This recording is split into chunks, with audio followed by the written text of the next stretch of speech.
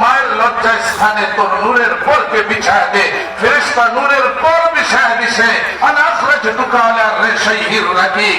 আল্লাহ বলে তোমাকে সম্মান দিয়া আদমের সন্তান হিসাবে ফেরেশতার নূরের পরের উপর দিয়া মায়ের পেট থেকে আমি তোমাকে পৃথিবীতে বের করে দিই।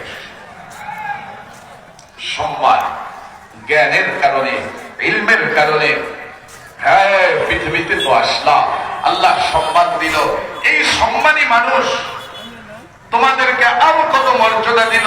নবী মুহাম্মদুর রাসূলুল্লাহ সিরায় পূর্বের ইতিহাস গুলা দেখো, পূর্বের জাতিগুলাকে দেখো, পূর্বের কওমগুলাকে দেখো। এর পূর্বের কওমের আগে আদমের কথাই বলি যে আদমকে আল্লাহ আরশে সৃষ্টি করলেন। এক এক গুনাহ হয়ে গেল, অপরাধ হয়ে গেল।